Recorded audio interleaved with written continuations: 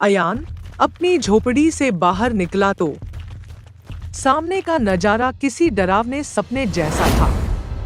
वही पुरानी संकरी गलियां जहां कीचड़ और नाले का बहता हुआ गंदा पानी अब उसके फटे हुए जूतों का हिस्सा बन चुके थे। हवा में जो कभी विदेशी इत्र की महक हुआ करती थी, वहां अब सड़ी हुई मछलियों की तीखी गंध और समंदर का हैवानी शोर था। अयान का हर कदम भारी था। वह रास्ते से गुजरते हुए उन मछुआरों को देख रहा था जो अपनी जालों से सड़े महकते मछलियां निकालने में मशगूल थे। उनका चिल्लाना, समंदर की रेत पर बच्चों का नंगे पैर दौड़ना, यह सब अब अयान के जिंदगी का हिस्सा बन गया था। अयान जैसे जैसे होटल की तरफ बढ़ रहा था, उसने गौर किया कि लोग उसे कैसे देख रहे थे।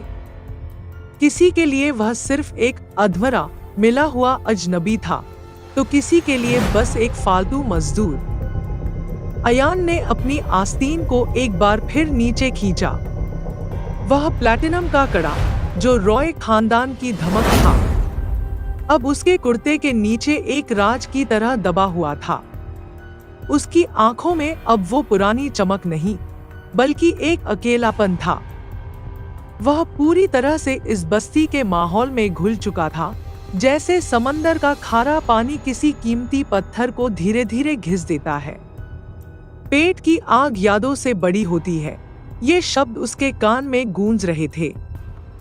वह होटल के करीब पहुंच चुका था, जहां बर्तनों का ढेर और मालिक की गालियां उसका इंतजार कर रही थी।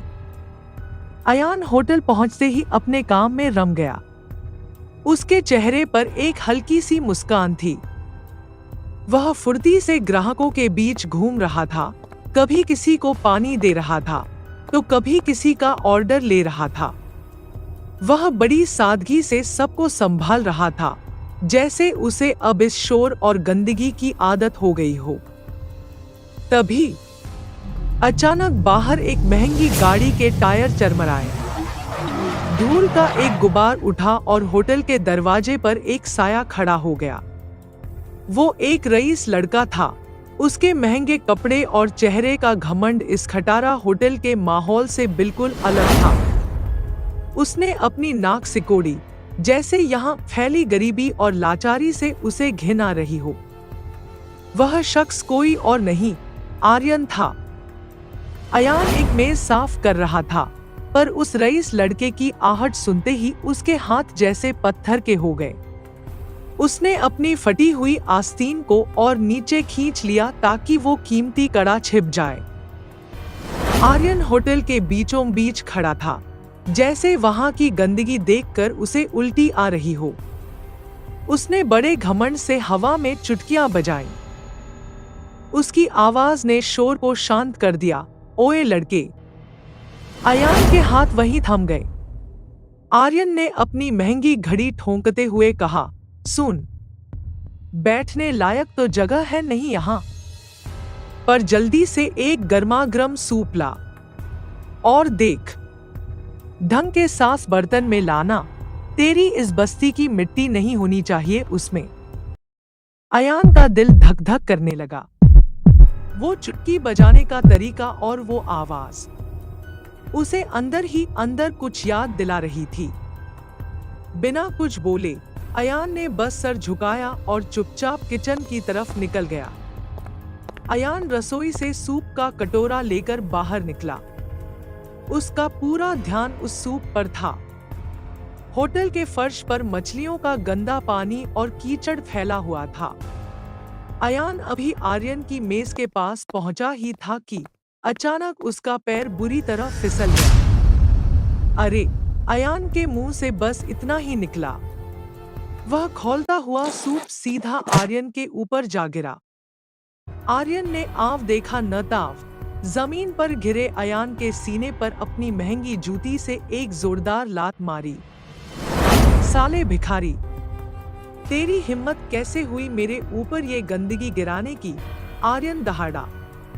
अयान जमीन पर पड़ा था और उसका हाथ कांप रहा था। आर्यन चिल्लाया, मैनेजर! कहाँ मर गया मैनेजर? मैनेजर हाथ जोड़ता हुआ दौड़ कर आया।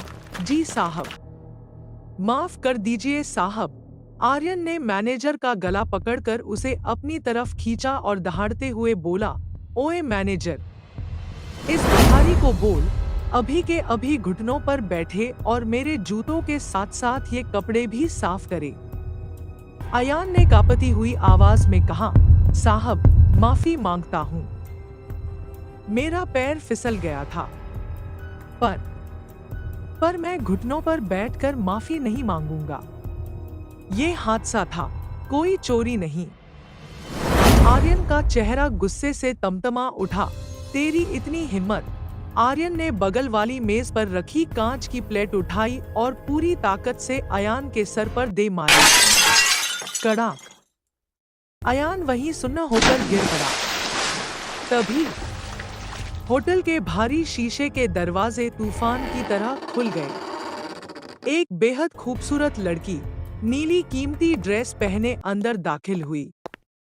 उसकी चीख ने पूरे हॉल को थर्रा दिया। अयान सर। उसने अयान का सिर अपनी गोद में ले लिया। अयान ने आखिरी बार अपनी धुंधली नजरों से उस अनजान लड़की को देखा और अयान के होठों से सिर्फ एक लफ्ज निकला, तुम कौन? और वह बेहोश हो गया। अयान की कहानियों के अगले सारे चैप्टर्स सबसे पहले सुनने के लिए हमारे चैनल अयान की स्टोरी को अभी सब्सक्राइब करें और बेल आइकन दबाना बिल्कुल न भूलें।